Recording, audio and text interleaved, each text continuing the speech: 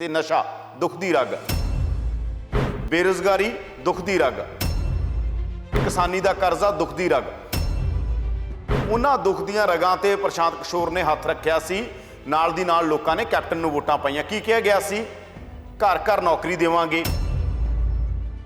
ਉਦੋਂ ਤੁਸੀਂ ਕਹਿਣ ਵੇਲੇ ਜਰਨਲੀ ਕਹਿੰਦੇ ਹੋ, ਬਾਅਦ ਚੋਂ ਆ ਕੇ ਕਹਿ ਦਿੰਦੇ ਹੋ ਸਾਡੇ ਕਹਿਣ ਦਾ ਇਹ ਮਤਲਬ ਨਹੀਂ ਸੀ।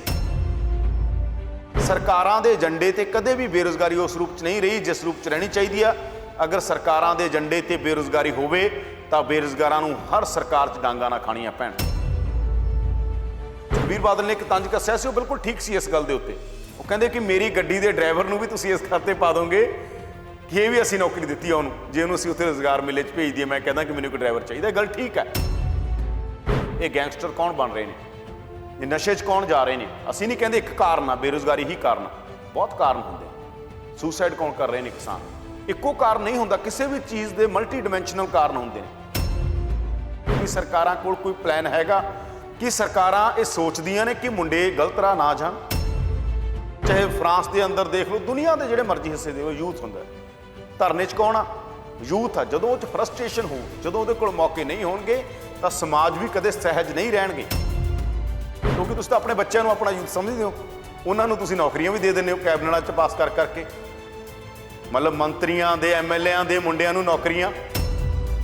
ਜੇ ਤੁਹਾਡੀ ਸੋਸ਼ੋਲੋਜੀ ਠੀਕ ਹੋਵੇ, ਜੇ ਤੁਹਾਡੀ ਸੋਸ਼ੋਲੋਜੀ, ਸਾਈਕੋਲੋਜੀ, ਇਕਨੋਮਿਕਸ ਦੀ ਸਮਝ ਹੋਵੇ, ਹਿਸਟਰੀ ਦੀ ਸਮਝ ਹੋਵੇ ਤੁਹਾਨੂੰ ਸਰਕਾਰ ਨੂੰ ਕਿ ਭਾਈ ਪੰਜਾਬ ਕਿਹੜਾ ਖਿੱਤਾ, ਇੱਥੇ ਨੌਜਵਾਨਾਂ ਨੂੰ ਸ਼ਾਂਤ ਰੱਖਣਾ, ਇਹਨਾਂ ਨੂੰ ਕੰਮ ਤੇ ਲਾ ਕੇ ਰੱਖਣਾ ਜ਼ਰੂਰੀ ਹੈ। ਮੋਦੀ ਸਰਕਾਰ ਆਉਣ ਤੋਂ ਬਾਅਦ 45 ਸਾਲਾਂ ਦਾ ਰਿਕਾਰਡ ਟੁੱਟਿਆ।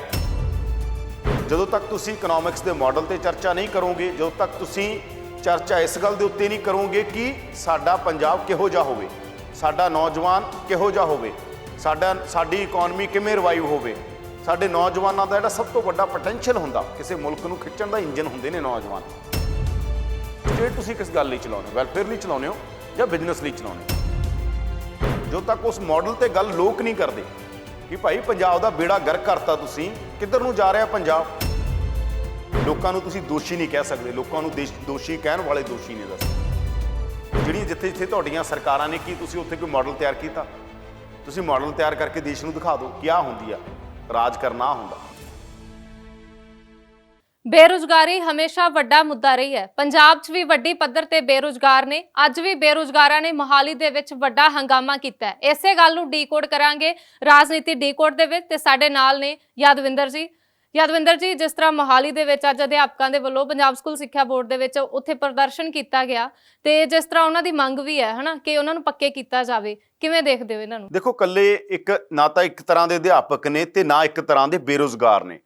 ਪਿਛਲੇ ਦੌਰ ਦੇ ਅੰਦਰ ਬਹੁਤ ਵੱਡੇ ਪੱਧਰ ਦੇ ਉੱਤੇ ਪੰਜਾਬ 'ਚ ਬੇਰੁਜ਼ਗਾਰੀ ਵਧੀ ਹੈਗੀ, ਔਰ ਬੇਰੁਜ਼ਗਾਰੀ ਇੰਨਾ ਵੱਡਾ ਮੁੱਦਾ ਕਿ ਪ੍ਰਸ਼ਾਂਤ ਕਿਸ਼ੋਰ ਵਰਗੇ ਆ ਕੇ ਕੈਪਟਨ ਅਮਰਿੰਦਰ ਸਿੰਘ ਨੂੰ ਦੱਸਦੇ ਹੈ ਕਿ ਚੋਣ ਮੈਨੀਫੈਸਟੋ 'ਚ ਪਾ ਦਿਓ ਹਰ ਘਰ ਘਰ ਨੌਕਰੀ, ਘਰ ਘਰ ਨੌਕਰੀ ਦਾ ਵਾਅਦਾ ਕਰ ਦਿਓ, ਤੁਹਾਨੂੰ ਵੋਟਾਂ ਹੀ ਵੋਟਾਂ ਪੈਣਗੀਆਂ। ਪ੍ਰਸ਼ਾਂਤ ਕਿਸ਼ੋਰ ਨੇ 2-3 ਇਸ਼ੂ ਕਿਉਂ ਆਇਡੈਂਟੀਫਾਈ ਕੀਤੇ? ਨਸ਼ਾ ਦੁੱਖ ਦੀ ਰਗ, ਬੇਰੁਜ਼ਗਾਰੀ ਦੁੱਖ ਦੀ ਰਗ। ਤਾਂ ਇਹ ਜਦੋਂ ਇਸ਼ੂਆਂ ਦੇ ਉੱਤੇ ਕਿਸਾਨੀ ਦਾ ਕਰਜ਼ਾ ਦੁੱਖ ਦੀ ਰਗ, ਉਹਨਾਂ ਦੁੱਖ ਦੀਆਂ ਰਗਾਂ ਤੇ ਪ੍ਰਸ਼ਾਂਤ ਕਿਸ਼ੋਰ ਨੇ ਹੱਥ ਰੱਖਿਆ ਸੀ। ਨਾਲ ਦੀ ਨਾਲ ਲੋਕਾਂ ਨੇ ਕੈਪਟਨ ਨੂੰ ਵੋਟਾਂ ਪਾਈਆਂ। ਕੀ ਕਿਹਾ ਗਿਆ ਸੀ? ਘਰ ਘਰ ਨੌਕਰੀ ਦੇਵਾਂਗੇ।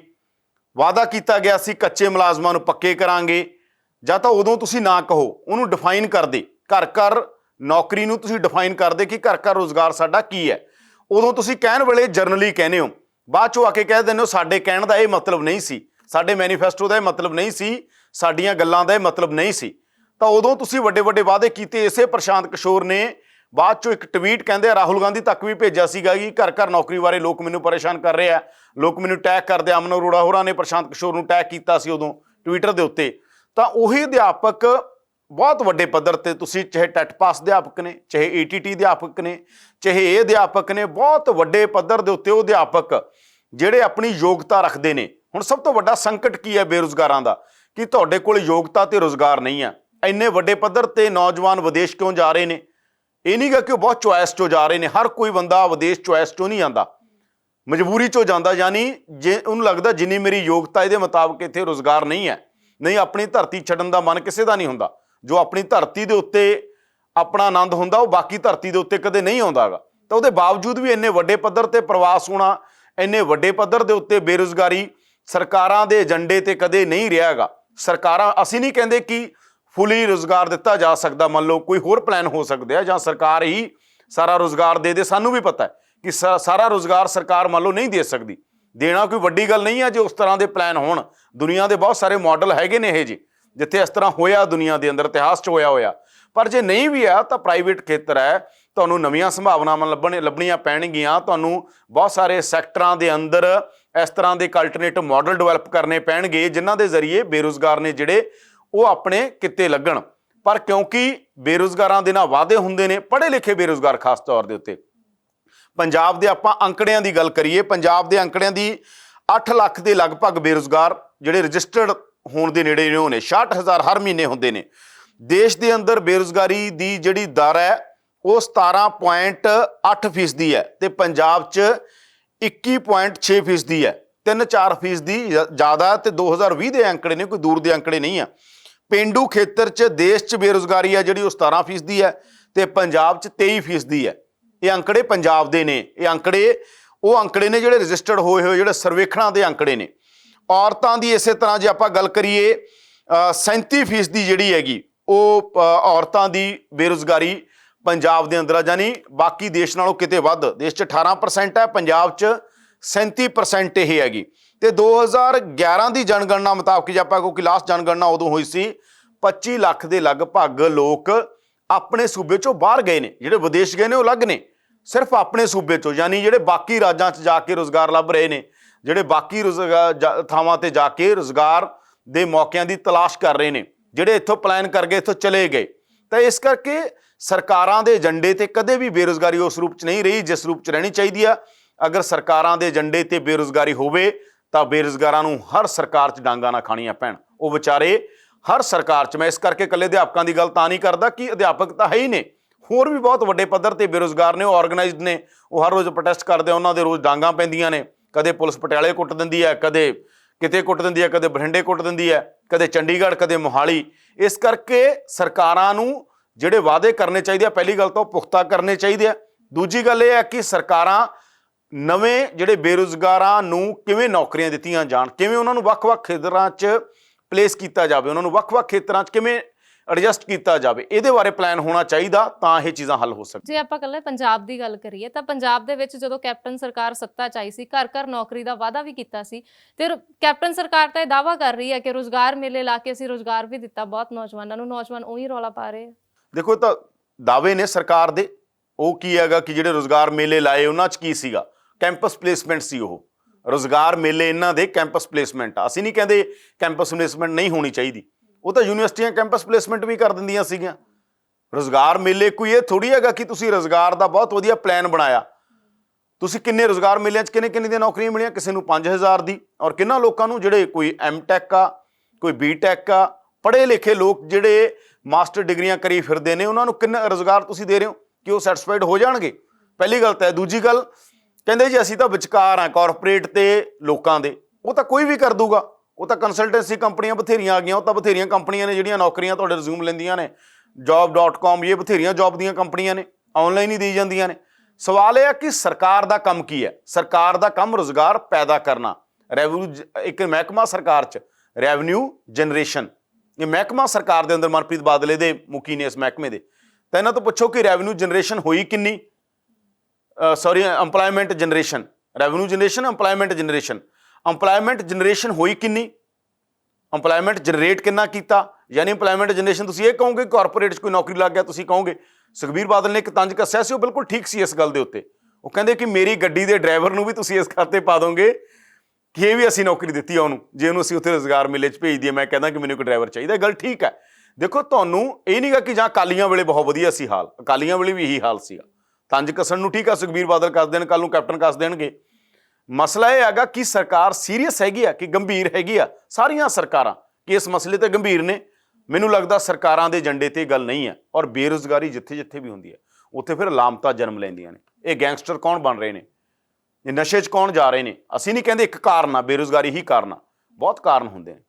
ਸੁਸਾਈਡ ਕੌਣ ਕਰ ਰਹੇ ਨੇ ਕਿਸਾਨ, ਇੱਕੋ ਕਾਰਨ ਨਹੀਂ ਹੁੰਦਾ, ਕਿਸੇ ਵੀ ਚੀਜ਼ ਦੇ ਮਲਟੀ ਡਿਮੈਂਸ਼ਨਲ ਕਾਰਨ ਹੁੰਦੇ ਨੇ। ਵਨ ਡਿਮੈਂਸ਼ਨਲ ਕੁਝ ਵੀ ਨਹੀਂ ਹੁੰਦਾ, ਹਰ ਚੀਜ਼ ਮਲਟੀ ਡਿਮੈਂਸ਼ਨਲ ਹੁੰਦੀ ਆ। ਔਰ ਰੁਜ਼ਗਾਰ ਵੀ ਅਸੀਂ ਕਹਿੰਦੇ ਆਂਗੇ ਕਿ ਮਲਟੀ ਡਿਮੈਂਸ਼ਨਲ ਆ। ਪਰ ਸਵਾਲ ਇਹ ਹੈਗਾ ਕਿ ਸਰਕਾਰਾਂ ਇਸ ਗੱਲ ਲਈ ਸੀਰੀਅਸ ਨੇ ਕੀ ਸਰਕਾਰਾਂ ਕੋਲ ਕੋਈ ਪਲਾਨ ਹੈਗਾ? ਕੀ ਸਰਕਾਰਾਂ ਇਹ ਸੋਚਦੀਆਂ ਨੇ ਕਿ ਮੁੰਡੇ ਗਲਤ ਰਾਹ ਨਾ ਜਾਣ, ਇਹ ਨਸ਼ੇ 'ਚ ਨਾ ਜਾਣ, ਇਹ ਗੈਂਗਸਟਰ ਨਾ ਬਣਨ, ਇਹ ਪੁੱਠੇ ਪਾਸੇ ਨਾ ਜਾਣ? ਔਰ ਮੂਵਮੈਂਟਾਂ ਦੇਖ ਲਓ ਦੇਸ਼ ਦੇ ਅੰਦਰ, ਜਦੋਂ ਵੀ ਕੋਈ ਲਹਿਰਾਂ ਖੜੀਆਂ ਹੁੰਦੀਆਂ ਕੌਣ ਹੁੰਦਾ ਉਹਨਾਂ 'ਚ? ਤੁਸੀਂ ਦੇਖ ਲਓ, ਚਾਹੇ ਫਰਾਂਸ ਦੇ ਅੰਦਰ ਦੇਖ ਲਓ, ਦੁਨੀਆ ਦੇ ਜਿਹੜੇ ਮਰਜ਼ੀ ਹਿੱਸੇ ਦੇਖ ਲਓ, ਯੂਥ ਹੁੰਦਾ। ਧਰਨੇ 'ਚ ਕੌਣ ਆ? ਯੂਥ ਆ। ਜਦੋਂ ਉਹ 'ਚ ਫਰਸਟ੍ਰੇਸ਼ਨ ਹੋਊ, ਜਦੋਂ ਉਹਦੇ ਕੋਲ ਮੌਕੇ ਨਹੀਂ ਹੋਣਗੇ ਤਾਂ ਸਮਾਜ ਵੀ ਕਦੇ ਸਹਿਜ ਨਹੀਂ ਰਹਿਣਗੇ। ਇਹ ਸਰਕਾਰਾਂ ਨੂੰ ਸੋਚਣ ਦੀ ਲੋੜ ਹੁੰਦੀ ਹੈ। ਜੇ ਮਾਹੌਲ ਖਰਾਬ ਹੁੰਦੇ ਆ, ਉਹ ਸਰਕਾਰਾਂ ਦੀਆਂ ਗਲਤ ਨੀਤੀਆਂ ਕਰਕੇ ਹੁੰਦੀ ਆ। ਜੇ ਸਰਕਾਰਾਂ ਦੀਆਂ ਨੀਤੀਆਂ ਠੀਕ ਹੋਣਗੀਆਂ, ਇਹੀ ਨੌਜਵਾਨ ਬੇਰੁਜ਼ਗਾਰ ਹੁੰਦੇ ਹੁੰਦੇ ਬਾਗੀ ਹੋ ਜਾਂਦੇ ਨੇ। ਬੇਰੁਜ਼ਗਾਰ ਬਾਗੀ ਕਦੋਂ ਹੋ ਜੇ ਪਤਾ ਨਹੀਂ ਲੱਗਦਾ। ਔਰ ਬੇਰੁਜ਼ਗਾਰ ਬਾਗੀ ਹੁੰਦੇ ਆ, ਉਹ ਕੋਈ ਭਟਕਣਾ 'ਚ ਚਲਾ ਜਾਂਦਾ, ਕੋਈ ਨਸ਼ੇ ਚਲਾ ਜਾਂਦਾ, ਕੋਈ ਕਿਸੇ ਪਾਸੇ ਚਲਾ ਜਾਂਦਾ। ਕਦੇ ਕੋਈ ਕੱਲ ਨੂੰ ਤੁਹਾਡੇ ਸਾਹਮਣੇ ਖੜਾ ਹੋ ਜਾਊਗਾ ਉੱਠ ਕੇ, ਫਿਰ ਕੀ ਕਰੋਗੇ? ਕੋਈ ਲਹਿਰ ਦੇ ਰੂਪ 'ਚ ਖੜਾ ਹੋ ਜੂ। ਜੇ ਤੁਸੀਂ ਅੱਜ ਹੀ ਇਹਨਾਂ ਗੱਲਾਂ ਦੇ ਉੱਤੇ ਕੰਮ ਕਰੋਗੇ ਕਿ ਸਾਡਾ ਯੂਥ ਸਹੀ ਪਾਸੇ ਰਹੇ, ਸਾਡਾ ਯੂਥ ਗਲਤ ਪਾਸੇ ਨਾ ਜਾਵੇ, ਜੇ ਉਹਨੂੰ ਆਪਣਾ ਯੂਥ ਸਮਝੋਗੇ, ਕਿਉਂਕਿ ਤੁਸੀਂ ਤਾਂ ਆਪਣੇ ਬੱਚਿਆਂ ਨੂੰ ਆਪਣਾ ਯੂਥ ਸਮਝਦੇ ਹੋ, ਉਹਨਾਂ ਨੂੰ ਤੁਸੀਂ ਨੌਕਰੀਆਂ ਵੀ ਦੇ ਦਿੰਦੇ ਹੋ ਕੈਬਨਿਟਾਂ 'ਚ ਪਾਸ ਕਰ ਕਰਕੇ। ਮਤਲਬ ਮੰਤਰੀਆਂ ਦੇ, ਐਮਐਲਏਆਂ ਦੇ ਮੁੰਡਿਆਂ ਨੂੰ ਨੌਕਰੀਆਂ ਦਿੱਤੀਆਂ ਗਈਆਂ ਨੇ, ਐਮਪੀਆਂ ਦੇ, ਮੰਤਰੀਆਂ ਦੇ, ਐਮਐਲਏ, ਇਹਨਾਂ ਦੇ ਘਰਾਂ 'ਚ ਨੌਕਰੀਆਂ ਚਲੀਆਂ ਗਈਆਂ। ਇਹਨਾਂ ਨੂੰ ਨੌਕਰੀਆਂ ਕੌਣ ਦੇਗਾ? ਤਾਂ ਫਿਰ ਜਦੋਂ ਤੁਸੀਂ ਕਹਿੰਦੇ ਹੋ ਕਿ ਜੀ ਹੁਣ ਮੂਵਮੈਂਟ ਉੱਠ ਖੜੀ, ਇਹਨੂੰ ਕ੍ਰੈਸ਼ ਕਰ ਦਿਓ, ਇਹਨੂੰ ਇਹ ਕਰ ਦਿਓ, ਜੇ ਤੁਹਾਡੀ ਸੋਸ਼ੋਲੋਜੀ ਠੀਕ ਹੋਵੇ, ਜੇ ਤੁਹਾਡੀ ਸੋਸ਼ੋਲੋਜੀ, ਸਾਈਕੋਲੋਜੀ, ਇਕਨੋਮਿਕਸ ਦੀ ਸਮਝ ਹੋਵੇ, ਹਿਸਟਰੀ ਦੀ ਸਮਝ ਹੋਵੇ ਤੁਹਾਨੂੰ ਸਰਕਾਰ ਨੂੰ ਕਿ ਭਾਈ ਪੰਜਾਬ ਕਿਹੜਾ ਖਿੱਤਾ ਹੈਗਾ, ਇੱਥੇ ਨੌਜਵਾਨਾਂ ਨੂੰ ਸ਼ਾਂਤ ਰੱਖਣਾ, ਇਹਨਾਂ ਨੂੰ ਕੰਮ ਤੇ ਲਾ ਕੇ ਰੱਖਣਾ ਜ਼ਰੂਰੀ ਹੈ। ਜੇ ਵਿਹਲੇ ਰਹਿਣਗੇ ਕਿੱਧਰ ਨੂੰ ਤੁਰਨਗੇ? ਸਭ ਨੂੰ ਪਤਾ ਹੈਗਾ ਕਿੱਧਰ ਤੁਰਦੇ ਨੇ, ਪੰਜਾਬ ਦਾ ਇਤਿਹਾਸ ਹੈ ਇਹ। ਤੇ ਇਸ ਕਰਕੇ ਜ਼ਰੂਰੀ ਹੈ ਇਹਨਾਂ ਨੂੰ ਰੁਜ਼ਗਾਰ ਦੇਣਾ ਤਾਂ ਕਿ ਪੰਜਾਬ ਸ਼ਾਂਤ ਰਹੇ, ਬਿਹਤਰ ਰਹੇ, ਤਰੱਕੀ ਕਰੇ। ਜੇ ਆਪਾਂ ਪੂਰੇ ਭਾਰਤ ਦੇ ਸੰਦਰਭ 'ਚ ਗੱਲ ਕਰੀਏ ਤਾਂ ਜਦੋਂ ਮੋਦੀ ਸਰਕਾਰ ਸੱਤਾ 'ਚ ਆਈ ਸੀ, ਮੋਦੀ ਸਰਕਾਰ ਨੇ ਵੀ ਕਿਹਾ ਸੀ ਕਿ ਹਰ ਸਾਲ 2 ਕਰੋੜ ਨੌਕਰੀਆਂ ਜਿਹੜੀਆਂ ਉਹ ਪੈਦਾ ਕੀਤੀਆਂ ਜਾਣਗੀਆਂ, ਤੇ ਪਰ ਉਸ ਤੋਂ ਬਾਅਦ ਵੀ ਲਗਾਤਾਰ ਬੇਰੁਜ਼ਗਾਰੀ ਵੱਧਦੀ ਜਾ ਰਹੀ ਹੈ। ਦੇਖੋ, ਦੇਸ਼ ਦਾ ਹਾਲ ਵੀ ਇਹੀ ਹੈ, ਪੰਜਾਬ ਦੇ ਹਾਲ ਦੀ ਗੱਲ ਨਹੀਂ ਹੈ, ਦੇਸ਼ ਦਾ ਹਾਲ ਵੀ ਇਹੀ ਹੈ। ਦੇਸ਼ ਦੇ ਜੇ ਆਪਾਂ ਅੰਕੜਿਆਂ ਦੀ ਗੱਲ ਕਰੀਏ, ਦੇਸ਼ 'ਚ ਸਤੰਬਰ 'ਚ 2020 'ਚ ਬੇਰੁਜ਼ਗਾਰੀ ਦੀ ਦਰ 6.67% ਸੀ, ਜਿਹੜੀ ਵੱਧ ਕੇ 6.98% ਹੋ ਗਈ।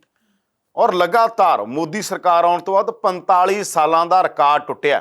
45 ਸਾਲਾਂ 'ਚ ਦੇਸ਼ ਤੋਂ ਸਭ ਤੋਂ ਜ਼ਿਆਦਾ ਬੇਰੁਜ਼ਗਾਰੀ ਭਾਰਤ 'ਚ ਆ। 45 ਸਾਲਾਂ 'ਚ, ਪਿਛਲੇ 45 ਸਾਲਾਂ ਦੇ ਰਿਕਾਰਡ ਤੋੜਤੇ ਜਿਹੜੇ ਮੋਦੀ ਵੱਡੇ ਵੱਡੇ ਵਾਅਦੇ ਕਰਕੇ ਆਏ ਸੀ। ਦੇਖੋ, ਮੋਦੀ ਨੇ ਤਾਂ ਮੈਨੂੰ ਲੱਗਦਾ ਕੈਪਟਨ ਨਾਲੋਂ ਵੀ ਜ਼ਿਆਦਾ ਸੁਪਨੇ ਦਿਖਾਏ ਸੀ। ਕੈਪਟਨ ਨੇ ਤਾਂ ਥੋੜੇ ਦਿਖਾਏ ਨੇ, ਕਿਉਂਕਿ ਐਡਵਾਈਜ਼ਰ ਉਹਨਾਂ ਦਾ ਵੀ ਪ੍ਰਸ਼ਾਂਤ ਕਿਸ਼ੋਰ ਹੀ ਸੀਗਾ। ਉਦੋਂ ਸਿੱਖਿਆ ਉਹਨਾਂ ਨੇ ਵੀ ਪ੍ਰਸ਼ਾਂਤ ਕਿਸ਼ੋਰ ਤੋਂ ਕਿ ਵੱਡੇ ਵੱਡੇ ਵਾਅਦੇ ਕਰ ਦਿਓ ਜਾਂ ਕਰਵਾ ਦਿਓ, ਇੱਕ ਵਾਰ ਚੋਣ ਜਿੱਤਣ ਲਈ ਜੋ ਮਰਜ਼ੀ ਕਹਿ ਦਿਓ। ਔਰ ਇਹ ਸਾਡੇ ਲੋਕਾਂ ਨੂੰ ਸੋਚਣਾ ਚਾਹੀਦਾ, ਜਦੋਂ ਤੁਹਾਡੇ ਕੋਲ ਲੋਕ ਉਹ ਵੋਟਾਂ ਲੈਣ ਆਉਂਦੇ ਨੇ, ਇਹ ਲੀਡਰ, ਜਿਹੜੀ ਵੀ ਪਾਰਟੀ, ਜਦੋਂ ਐਮਪੀ ਇਲੈਕਸ਼ਨ ਹੁੰਦੀਆਂ ਨੇ, ਜਦੋਂ ਵਿਧਾਨ ਸਭਾ ਦੀਆਂ ਚੋਣਾਂ ਹੁੰਦੀਆਂ ਨੇ, ਉਦੋਂ ਅੱਖਾਂ ਖੋਲ੍ਹਿਆ ਕਰੋ, ਉਦੋਂ ਦੇਖਿਆ ਕਰੋ ਕਿ ਕਿਹੜੇ ਲੋਕ ਵਾਅਦੇ ਪੂਰੇ ਕਰ ਦੇਣਗੇ, ਕਿਹੜੇ ਨਹੀਂ। ਇਹ ਲੋਕਤੰਤਰ ਹੈ ਤੇ ਸਾਰੀਆਂ ਪਾਰਟੀਆਂ ਨੇ ਰਹਿਣਾ, ਇੱਥੇ ਅਕਾਲੀਆਂ ਨੇ ਵੀ ਰਹਿਣਾ, ਕਾਂਗਰਸ ਨੇ ਵੀ ਰਹਿਣਾ, ਆਪ ਨੇ ਵੀ ਰਹਿਣਾ, ਨਵੀਆਂ ਵੀ ਆ ਜਾਣਗੀਆਂ, ਪਰ ਤੁਸੀਂ ਅੱਖਾਂ ਖੋਲ ਕੇ ਵੋਟਾਂ ਉਦੋਂ ਕਮਿਟਮੈਂਟ ਕਰਵਾਓ। ਕੀ ਕੋਈ ਤੀਜੀ ਪਾਰਟੀ ਕੋਲ ਬਦਲ ਹੋਊਗਾ? ਤੇ ਬਦਲਦੀ ਤਾਂ ਦੇਖੋ ਦਾਅਵੇ ਕੀਤੇ, ਤੀਜੀਆਂ ਪਾਰਟੀਆਂ ਨੇ ਬਥੇਰੇ ਦਾਅਵੇ ਕੀਤੇ ਆ, ਪਰ ਕੀ ਆਪਾਂ ਕਹਿ ਦਈਏ ਕਿ ਕੇਜਰੀਵਾਲ ਦੀ ਸਰਕਾਰ ਨੇ ਦਿੱਲੀ 'ਚ ਰੁਜ਼ਗਾਰ ਦਿੱਤਾ ਸਾਰਿਆਂ ਨੂੰ? ਮਤਲਬ ਇਹ ਕੋਈ ਇੰਨਾ ਸੌਖਾ ਨਹੀਂ। ਇਹ ਮਾਡਲ ਦੀ ਗੱਲ ਵੀ ਹੈ, ਇਹ ਇਕੱਲੇ ਇਹ ਗੱਲ ਨਹੀਂ ਹੈ, ਮਾਡਲ ਦੇ ਉੱਤੇ ਵੀ ਚਰਚਾ ਕਰਨੀ ਪਊ।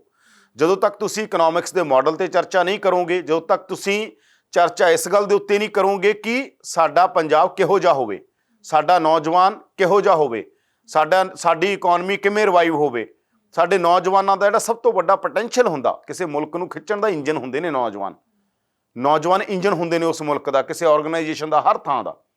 ਤਾਂ ਉਹਨਾਂ ਇੰਜਨਾਂ ਨੂੰ ਕਿਸ ਕੰਮ ਲਾਉਣਾ, ਇਹ ਗੱਲ ਆ, ਤਾਂ ਹੀ ਉਹ ਪਿੱਛੇ ਟ੍ਰੇਨ ਨੂੰ ਖਿੱਚਣਗੇ ਨਾ, ਡੱਬਿਆਂ ਨੂੰ।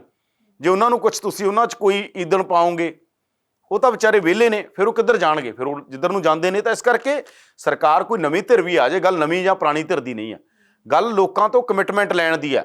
ਇਹਨਾਂ ਤੋਂ ਜਦੋਂ ਚੋਣਾਂ ਤੋਂ ਪਹਿਲਾਂ ਉਹ ਕਮਿਟਮੈਂਟ ਲੈਣੀ ਚਾਹੀਦੀ ਹੈ, ਔਰ ਲੀਗਲ ਡਾਕੂਮੈਂਟ ਬਣਨਾ ਚਾਹੀਦਾ, ਮੈਨੀਫੈਸਟੋ, ਜਿਹਦੇ 'ਚ ਕੋਈ ਵੀ ਗੱਪ ਮਾਰ ਦਿੱਤਾ ਜਾਂਦਾ। ਵੱਡੇ ਵੱਡੇ ਗੱਪ ਮੈਨੀਫੈਸਟੋ ਹੁੰਦਾ, ਵੱਡੇ ਵੱਡੇ ਵਾਅਦੇ ਗੱਪ ਹੁੰਦੇ ਨੇ, ਉਹ ਬਾਅਦ 'ਚੋਂ ਪਤਾ ਲੱਗ ਜਾਂਦਾ ਕਿ ਇਹ ਗੱਪ ਨੇ। ਤੇ ਲਗਾਤਾਰ ਡਿਕਲਾਈਨ ਆ ਨਾ ਪੰਜਾਬ ਦਾ। ਤਾਂ ਇਹ ਨਹੀਂਗਾ ਕਿ ਸਰਕਾਰਾਂ, ਤੁਸੀਂ 5 ਸਰਕਾਰਾਂ ਚੱਕ ਲਓ ਪਿਛਲੀਆਂ ਪੰਜਾਬ ਦੀਆਂ, 92 ਤੋਂ ਲੈ ਕੇ ਹੁਣ ਤੱਕ ਦੀਆਂ, ਕੀ ਹਾਲ ਰਿਹਾ ਪੰਜਾਬ ਦੇ ਅੰਦਰ ਬੇਰੁਜ਼ਗਾਰੀ ਦਾ। ਔਰ ਸਰਕਾਰੀ ਨੌਕਰੀਆਂ ਤਾਂ ਖਤਮ ਹੀ ਕਰਤੀਆਂ ਇਹਨਾਂ ਨੇ। ਜਿਹੜਾ ਉਹ ਮਾਡਲ ਆ ਗਲੋਬਲਾਈਜੇਸ਼ਨ ਦਾ, ਜਿਹਦੇ 'ਚ ਕਹਿੰਦੇ ਨੇ ਕਿ ਆ ਪ੍ਰਾਈਵੇਟ ਖੇਤਰ ਸਾਰੀ ਥਾਂ ਤੇ ਆ ਜੇ, ਉਹਦੇ 'ਚੋਂ ਸਰਕਾਰੀ ਖੇਤਰ ਤਾਂ ਖਤਮ ਹੀ ਹੋ ਗਿਆ। ਚਲੋ ਨਵਾਂ ਵੀ ਆ ਗਿਆ, ਐਕਸਪੈਰੀਮੈਂਟ ਹੋ ਰਿਹਾ ਇਕਨੋਮੀ 'ਚ, ਮੰਨ ਲਿਆ ਤੁਹਾਡੀ ਗੱਲ, ਪਰ ਤੁਹਾਡਾ ਕੋਈ ਤਾਂ ਸਟੇਟ ਤੁਸੀਂ ਕਿਸ ਗੱਲ ਲਈ ਚਲਾਉਂਦੇ ਹੋ? ਵੈਲਫੇਅਰ ਲਈ ਚਲਾਉਂਦੇ ਹੋ ਜਾਂ ਬਿਜ਼ਨਸ ਲਈ ਚਲਾਉਂਦੇ ਹੋ ਜਾਂ ਆਪਣੇ ਨਿੱਜੀ ਮਫਾਦਾਂ ਲਈ ਚਲਾਉਂਦੇ ਹੋ? ਵੀ ਤੁਹਾਡੇ ਕੋਲ ਰੇਤਾ, ਬਜਰੀ, ਟਰਾਂਸਪੋਰਟ, ਕੇਬਲ ਸਭ ਕੁਝ ਤੁਹਾਡੇ ਕੋਲ ਕਿਵੇਂ ਰਵੇ? ਜਾਂ ਤੁਸੀਂ ਇਸ ਗੱਲ ਲਈ ਚਲਾਉਂਦੇ ਹੋ ਕਿ ਪੰਜਾਬ ਦਾ ਭਲਾ ਹੋਵੇ? ਕੋਈ ਆਪਣਾ ਭਲਾ ਵੀ ਕਰ ਲਓ, ਪੰਜਾਬ ਦਾ ਤਾਂ ਕਰ ਦਿਓ ਨਾਲ। ਤੁਹਾਡੀ ਪਾਰਟੀ ਦਾ ਲੱਗਦਾ ਉਹ ਅਸੀਂ ਭਲਾ ਕਰਨਾ, ਹਰ ਬੰਦੇ ਨੂੰ ਲੱਗਦਾ ਸੱਤਾ ਚਾਹੁੰਦਾ, ਪਰ ਲੋਕਾਂ ਦਾ ਵੀ ਤਾਂ ਧਿਆਨ ਰੱਖੋ। ਤਾਂ ਇਸ ਕਰਕੇ ਜਦੋਂ ਲੋਕਾਂ ਦੇ ਏਜੰਡੇ ਦੇ ਉੱਤੇ ਗੱਲ ਹੈ, ਏਜੰਡੇ ਦੇ ਉੱਤੇ ਲੋਕ ਨਹੀਂ ਹੋਣਗੇ, ਪੀਪਲ ਸੈਂਟਰਿਕ ਸਰਕਾਰਾਂ ਨਹੀਂ ਹੋਣਗੀਆਂ, ਨੇਚਰ ਸੈਂਟਰਿਕ ਸਰਕਾਰਾਂ ਨਹੀਂ ਹੋਣਗੀਆਂ, ਹਿਊਮਨ ਸੈਂਟਰਿਕ ਸਰਕਾਰਾਂ ਨਹੀਂ ਹੋਣਗੀਆਂ, ਆਹੀ ਹਾਲ ਹੋਊਗਾ। ਸਰਕਾਰਾਂ ਦੇ ਮਾਡਲ ਦੀ ਗੱਲ ਹੈ, ਪਾਰਟੀ ਦੀ ਗੱਲ ਨਹੀਂ। ਪਾਰਟੀ ਇੱਕ ਆਜੂ ਦੂਜੀ ਆਜੂ, ਜਦੋਂ ਤੱਕ ਉਸ ਮਾਡਲ ਤੇ ਗੱਲ ਲੋਕ ਨਹੀਂ ਕਰਦੇ ਕਿ ਭਾਈ ਪੰਜਾਬ ਦਾ ਬੇੜਾ ਗਰਕ ਕਰਤਾ ਤੁਸੀਂ, ਕਿੱਧਰ ਨੂੰ ਜਾ ਰਿਹਾ ਪੰਜਾਬ, ਕੱਲੀ ਬੇਰੁਜ਼ਗਾਰੀ ਦੀ ਗੱਲ ਥੋੜੀ ਹੈ। ਜਦੋਂ ਤੱਕ ਇਹ ਗੱਲ ਨਹੀਂ ਹੋਊਗੀ ਕਿ ਪੰਜਾਬ ਦਾ ਬੇੜਾ ਗਰਕ ਕਰਨ ਵਾਲੇ ਕੌਣ ਨੇ, ਕਿਉਂ ਕਰ ਰਹੇ ਨੇ, ਉਹਨਾਂ ਨੂੰ ਸਵਾਲ ਨਹੀਂ ਹੋਣਗੇ, ਉਹਨਾਂ ਨੂੰ ਪੁੱਛਿਆ ਨਹੀਂ ਜਾਊਗਾ, ਚੋਣਾਂ 'ਚ ਆਉਣ ਤੋਂ ਪਹਿਲਾਂ ਉਹਨਾਂ ਤੋਂ ਕਮਿਟਮੈਂਟ ਨਹੀਂ ਲਈ ਜਾਊਗੀ, ਜਾਂ ਦੇਸ਼ ਦਾ ਬੇੜਾ ਗਰਕ ਕਰਨ ਵਾਲੇ ਕੌਣ ਨੇ, ਜਦੋਂ ਤੱਕ ਉਹਨਾਂ ਲੀਡਰਾਂ ਤੋਂ ਕਮਿਟਮੈਂਟ ਨਹੀਂ ਲਓਗੇ ਉਦੋਂ ਤੱਕ ਦੇਸ਼ ਦਾ ਹੀ ਹਾਲ ਰਹੂ। ਪਰ ਯਾਦਵਿੰਦਰ ਜੀ, ਲੋਕ ਭੁੱਲ ਕਿਉਂ ਜਾਂਦੇ ਆ? ਹਰ ਵਾਰ ਜਦੋਂ ਇਲੈਕਸ਼ਨ ਆਉਂਦੇ ਆ ਉਦੋਂ ਸਭ ਕੁਝ ਭੁੱਲ ਜਾਂਦੇ ਆ, ਉਦੋਂ ਫਿਰ ਵੋਟਾਂ ਪਾ ਕੇ ਪਾਰਟੀਆਂ ਚੁਣਦੇ ਆ। ਦੇਖੋ ਲੋਕ ਤਾਂ ਫਿਰ ਇਹ ਤਾਂ ਹੁਣ ਆਪਣੇ ਆਪ ਦੇਖੋ, ਅਸਲ ਜਿਹੜੀ ਚੋਣ ਆ ਨਾ, ਮੈਂ ਲੋਕ ਕਦੇ ਦੋਸ਼ੀ ਨਹੀਂ ਹੋ ਸਕਦੇ, ਲੋਕ ਹਮੇਸ਼ਾ ਵਿਕਟਮ ਹੀ ਹੁੰਦੇ ਆ ਵਿਚਾਰੇ। ਲੋਕਾਂ ਨੂੰ ਆਪਾਂ ਇਹ ਨਹੀਂ ਕਹਿ ਸਕਦੇ ਲੋਕ, ਕਿਉਂਕਿ ਚੋਣ ਕਦੇ ਵੀ ਲੋਕ ਰਾਏ ਨਹੀਂ ਹੁੰਦੀ। 31% ਤੇ ਬੀਜੇਪੀ ਜਿੱਤਦੀ ਹੈ, 70% ਤਾਂ ਉਹਦੇ ਖਿਲਾਫ ਪੈ ਰਿਹਾ ਹੁੰਦਾ। ਸਾਡਾ ਲੋਕਤੰਤਰੀ ਸਿਸਟਮ ਇਹ ਹੈਗਾ, ਲੋਕਾਂ ਦੀ ਰਾਏ ਉਸ ਪਾਰਟੀ ਦੇ ਖਿਲਾਫ ਵੀ ਹੁੰਦੀ ਹੈਗੀ, ਪਰ ਕਿਉਂਕਿ ਸਾਡਾ ਸਿਸਟਮ ਹੈ ਆ, ਜਿਹਨੇ 31% 32% ਲੈ ਗਿਆ ਉਹ ਜਿੱਤ ਗਿਆ, 70% ਤਾਂ ਉਹਦੇ ਖਿਲਾਫ ਖੜੇ ਹੁੰਦੇ ਨੇ। ਪਰ ਇਹ ਸਿਸਟਮ ਆ, ਇਹਦੇ 'ਚ ਅਸੀਂ ਹੁਣ ਐਵੇਂ ਨਹੀਂ ਕਹਿ ਸਕਦੇ ਕਿ ਭਾਈ ਇਹ ਤਾਂ ਲੋਕਤੰਤਰ ਆ, ਲੋਕਤੰਤਰ 'ਚ ਹੀ ਹੁੰਦਾ। ਗੱਲ ਅਵੇਅਰਨੈਸ ਦੀ ਹੈ, ਲੋਕਾਂ 'ਚ ਅਵੇਅਰਨੈਸ ਵੀ ਲਿਆਉਣੀ ਪਊ। ਦੂਜੀ ਗੱਲ ਹੈ ਕਿ ਚੋਣਾਂ ਦੇ ਅੰਦਰ ਕਿਹੜੀ ਰਾਏ ਵੀ ਮੈਟਰ ਕਰਦੀ ਹੈ, ਉਹ 30% ਲੋਕਾਂ ਦੀ, ਉਹਦੇ 'ਚ ਬਹੁਤ ਸਾਰਾ ਕੁਝ ਇਨਵੋਲਵ ਹੋ ਜਾਂਦਾ। ਲੋਕ ਵਿਚਾਰੇ ਨਿੱਕੇ ਨਿੱਕੇ ਮਫਾਦਾਂ ਲਈ ਜਿਉਂ ਰਹੇ ਹੁੰਦੇ ਨੇ, ਕੀ ਕਰਨ ਉਹ। ਹਰ ਬੰਦੇ ਨੂੰ ਤੁਸੀਂ ਇੰਨਾ ਜਾਗਰੂਕ ਨਹੀਂ ਹੋ ਸਕਦਾ, ਹਰ ਬੰਦਾ ਹੋਣਾ ਚਾਹੀਦਾ ਪਰ ਨਹੀਂ ਹੁੰਦਾ ਗਾ। ਹਰ ਬੰਦੇ ਦੇ ਨਿੱਕੇ ਨਿੱਕੇ ਮਫਾਦ ਨੇ, ਜੇ ਉਹਨੂੰ ਲੱਗਦਾ ਇਲੈਕਸ਼ਨ ਵੇਲੇ ਯਾਰ ਮੈਨੂੰ ਕੋਈ 10,000 ਦੀਆਂ ਵੋਟਾਂ ਵਿਕਦੀਆਂ ਨੇ, 5,000 ਦੀਆਂ, ਜਿਹੜੇ ਮਹਿੰਗੇ ਹਲਕੇ ਨੇ, ਉਹਨਾਂ ਦੇ ਵਿਚਾਰਿਆਂ ਦੇ ਨਿੱਕੇ ਨਿੱਕੇ ਮਫਾਦ ਨੇ, ਪਰ ਉਹ ਵਿਕਟਮ ਹੀ ਨੇ, ਉਹ ਪੀੜਤ ਨੇ।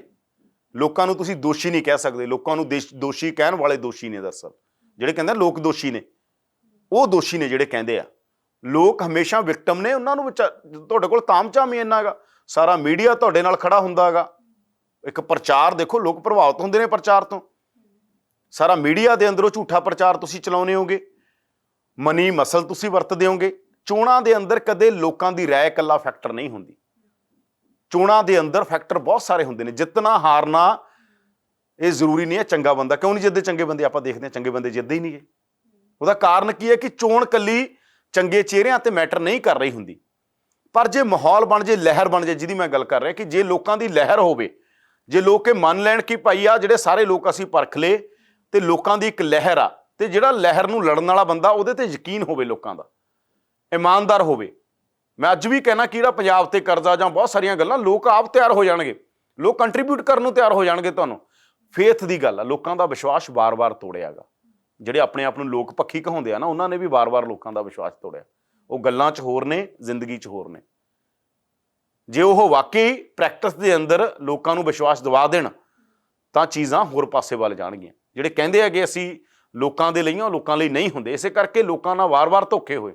ਲੋਕ ਨਵਿਆਂ ਤੇ ਵਿਸ਼ਵਾਸ ਇਸ ਕਰਕੇ ਵੀ ਨਹੀਂ ਕਰਦੇ। ਜਦੋਂ ਜਿਹੜੀ ਬੇਰੁਜ਼ਗਾਰੀ ਬਾਰੇ ਆਪਾਂ ਦੇਖਦੇ ਹਾਂ, ਇੱਕ ਇਹ ਵੀ ਰਾਏ ਆਉਂਦੀ ਹੈ ਬੇਰੁਜ਼ਗਾਰੀ ਬਾਰੇ ਕਿ 1991 ਦੇ ਵਿੱਚ ਜਦੋਂ ਨਿੱਜੀਕਰਨ ਦੀਆਂ ਨੀਤੀਆਂ ਤੇਜ਼ ਹੋਈਆਂ ਸੀ, ਉਸ ਤੋਂ ਬਾਅਦ ਵੀ ਇਹਦਾ ਬੇਰੁਜ਼ਗਾਰੀ ਵਧੀ ਹੈ, ਕਿਉਂਕਿ ਨਿੱਜੀ ਸੈਕਟਰ ਨੂੰ ਸਰਕਾਰ ਆ ਜਿਹੜੀ, ਭਾਵੇਂ ਕੋਈ ਵੀ ਸਰਕਾਰ ਆਈ ਸੱਤਾ 'ਚ, ਉਹ ਨਿੱਜੀ ਸੈਕਟਰ ਨੂੰ ਜ਼ਿਆਦਾ ਉਤਸ਼ਾਹਿਤ ਕਰਦੀ ਸੀ। ਇਹ ਦੇਖੋ, ਮੈਂ ਇਹ ਕਹਿ ਰਿਹਾਗਾ ਕਿ ਹੁਣ ਤਾਂ ਇੱਕ ਮਾਡਲ ਬਣ ਗਿਆ। ਉਹ ਮਾਡਲ ਦੇ ਬਾਰੇ ਚਰਚਾ ਤਾਂ ਬਹੁਤ ਵੱਡੇ ਪੱਧਰ ਤੇ ਦੇਸ਼ 'ਚ ਹੋ ਸਕਦੀ ਹੈ, ਜਾਂ ਤਾਂ ਪ੍ਰੈਸ਼ਰ ਬਿਲਡ ਹੋਵੇ। ਜਿਵੇਂ ਬੀਜੇਪੀ ਬਾਰੇ ਮੈਂ ਅਕਸਰ ਕਹਿਣਾ ਕਿ ਜਨਸੰਘ ਜਾਂ ਜਿਹੜਾ RSS ਆ, ਉਹ ਮੰਨਦੀ ਸੀ ਕਿ ਅਸੀਂ ਇਹ ਮਾਡਲ ਦਾ ਵਿਰੋਧ ਕਰਦੇ ਹਾਂ। ਤੁਸੀਂ ਉਹਨਾਂ ਦੇ ਡਾਕੂਮੈਂਟ ਪੜ੍ਹ ਲਓ RSS ਦੇ, ਉਹ ਵਿਰੋਧ ਕਰਦੇ ਆ, ਸਵਦੇਸ਼ੀ ਦੀ ਗੱਲ ਕਰਦੇ ਨੇ। ਉਹਨਾਂ ਨੇ ਵੀ ਉਹੀ ਮਾਡਲ ਅਪਣਾ ਲਿਆ। ਹੁਣ ਮਾਡਲ ਤਾਂ ਅਪਣਾਇਆ ਗਿਆ, ਇੱਕ ਤਾਂ ਉਹਦਾ ਬਦਲ ਹੈ, ਬਦਲ ਦੇ ਉੱਤੇ ਤੇ ਲੰਬੀ ਖੇਡ ਹੈ, ਇੱਕ ਲੰਬੀ ਚਰਚਾ, ਲੰਬੀ ਡਿਸਕਸ਼ਨ ਆ, ਲੰਬਾ ਦਵਾ, ਲੰਬੀ ਕੋਈ ਮੂਵਮੈਂਟ ਆ, ਉਹ ਤਾਂ ਉਸ ਤਰ੍ਹਾਂ ਦੀ ਗੱਲ ਆ। ਪਰ ਵਿਦਨ ਇਸੇ ਮਾਡਲ 'ਚ ਕੀ ਹੋ ਸਕਦਾ, ਉਹਦੇ 'ਚ ਵੀ ਤਾਂ ਬੈਲੈਂਸ ਕੀਤਾ ਜਾ ਸਕਦਾ ਨਾ। ਸਰਕਾਰਾਂ ਬੈਲੈਂਸ ਕਰ ਸਕਦੀਆਂ ਨੇ। ਜਿਵੇਂ ਕਾਂਗਰਸ ਹੁਣ BJP ਦਾ ਵਿਰੋਧ ਕਰ ਰਹੀ ਹੈ, ਕਾਂਗਰਸ ਦੀਆਂ ਸਰਕਾਰਾਂ ਨੇ ਦੇਸ਼ 'ਚ।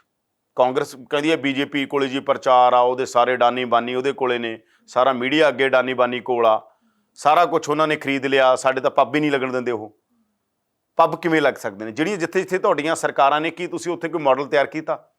ਤੁਸੀਂ ਮਾਡਲ ਤਿਆਰ ਕਰਕੇ ਦੇਸ਼ ਨੂੰ ਦਿਖਾ ਦਿਓ ਕਿ ਆਹ ਹੁੰਦੀ ਆ ਰਾਜ ਕਰਨਾ, ਹੁੰਦਾ ਆਹ ਲੋਕਾਂ ਦਾ ਰਾਜ ਆ।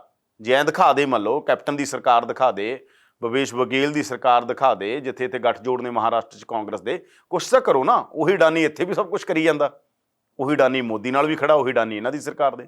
ਤਾਂ ਗੱਲ ਤਾਂ ਮਾਡਲ ਦੇਣ ਦੀ ਹੈ ਕਿ ਤੁਸੀਂ ਇਸ ਮਾਡਲ 'ਚ ਹੀ ਹਨਾ, ਭਾਰਤ ਸਰਕਾਰ ਦਾ ਮਾਡਲ ਬਦਲਣਾ ਤਾਂ ਕੈਪਟਨ ਲਈ ਇੱਕਦਮ ਔਖਾ ਹੋਊਗਾ। ਤਾਂ ਇਹ ਨਹੀਂ ਗਾ ਕਿ ਪੰਜਾਬ ਕਹਦੇ ਅਸੀਂ ਇਹਨੂੰ ਨਹੀਂ ਮੰਨਦੇ। ਉਹਦਾ ਪੂਰਾ ਇੱਕ ਦੇਸ਼ 'ਚ ਲਹਿਰ ਬਣੇ ਤਾਂ ਦੇਸ਼ ਦੇ ਅੰਦਰ ਜੇ ਚਰਚਾ ਚੱਲੂ, ਦੇਸ਼ ਦੇ ਸਾਰੇ ਸੂਬੇ ਸੋਚਣਗੇ, ਵੱਡੇ ਵਿਦਵਾਨ ਸੋਚਣਗੇ, ਵੱਡੀ ਇੱਕ ਲਹਿਰ ਖੜੀ ਹੋਏਗੀ, ਉਹ ਮਾਡਲ ਨੂੰ ਵੀ ਬਦਲਿਆ ਜਾ ਸਕਦਾ। ਪਰ ਜਿਹੜਾ ਮਾਡਲ ਆ ਉਹਦੇ 'ਚ ਚੰਗਾ ਕੀ ਕੀਤਾ ਜਾ ਸਕਦਾ, ਜਿਹੜਾ ਉਹ ਨਿੱਜੀਕਰਨ ਦਾ ਮਾਡਲ ਆ ਗਿਆ, ਗਲੋਬਲਾਈਜੇਸ਼ਨ ਦਾ ਮਾਡਲ, ਜਿਹਨੂੰ ਨਿਊ ਇਕਨੋਮਿਕ ਪਾਲਿਸੀ ਕਹਿੰਦੇ ਆਪਾਂ, ਉਹਦੇ 'ਚ ਕੀ ਬਿਹਤਰ ਕੀਤਾ ਜਾ ਸਕਦਾ। ਜੇ ਕਾਂਗਰਸ ਇਹ ਬਿਹਤਰ ਕਰਕੇ ਦਿਖਾ ਦੇ ਤਾਂ ਬੀਜੇਪੀ ਲਈ ਇੱਕ ਪੂਰੇ ਦੇਸ਼ 'ਚ ਸਬਕ ਦੇ ਦੇਣਗੇ ਕਿ ਦੇਖੋ ਐਂ ਸਰਕਾਰਾਂ ਚੱਲਦੀਆਂ। ਪਰ ਕਰਨ ਨੂੰ ਕੋਈ ਤਿਆਰ ਨਹੀਂ, ਕਿਉਂਕਿ ਸਾਰੇ ਤਾਂ ਕਾਰਪੋਰੇਟ ਦੇ ਤੋਂ ਫੰਡ ਲੈਂਦੇ ਨੇ, ਸਾਰੇ ਤਾਂ ਕਾਰਪੋਰੇਟ ਦੇ ਮੁਤਾਬਕ ਚੱਲਦੇ ਨੇ ਜੋ ਕਾਰਪੋਰੇਟ ਕਹਿੰਦਾ ਹੈਗਾ। ਇਸ ਕਰਕੇ ਗੱਲ ਇਹ ਨਹੀਂ ਹੈ, ਉਹਨੂੰ ਵੀ ਬੈਲੈਂਸ ਕੀਤਾ ਜਾ ਸਕਦਾ, ਕਾਰਪੋਰੇਟ ਨੂੰ ਵੀ ਰੈਗੂਲੇਟ ਕੀਤਾ ਜਾ ਸਕਦਾ ਨਾ। ਮੈਂ ਇਹੀ ਕਹਿਣਾ ਕਿ ਪ੍ਰਾਈਵੇਟ ਪਲੇਅਰ ਆ ਕੇ ਕੰਮ ਕਰਨ, ਉਹਨਾਂ ਨੂੰ ਰੈਗੂਲੇਟ ਤਾਂ ਕਰੋ। ਜੇ ਉਹਨਾਂ ਨੂੰ ਚੰਗੀ ਤਰ੍ਹਾਂ ਰੈਗੂਲੇਟ ਕਰਨਗੀਆਂ ਸਰਕਾਰਾਂ ਤਾਂ ਬਿਹਤਰ ਕੰਮ ਹੋ ਸਕਦਾ, ਬੇਰੁਜ਼ਗਾਰੀ ਵੀ ਦੂਰ ਹੋਏਗੀ, ਅਸੰਤੁਸ਼ਟੀ, ਜਦੋਂ ਬੇਰੁਜ਼ਗਾਰੀ ਹੁੰਦੀ ਹੈ ਸਮਾਜ 'ਚ ਫਰਸਟ੍ਰੇਸ਼ਨ ਹੁੰਦੀ ਹੈ, ਅਸੰਤੁਸ਼ਟੀ ਹੁੰਦੀ ਹੈ, ਅਸੰਤੁਸ਼ਟੀ ਹੁੰਦੀ ਹੈ ਤਾਂ ਫਿਰ ਸਮਾਜ 'ਚੋਂ ਬਹੁਤ ਕੁਝ ਨਿਕਲਦਾ।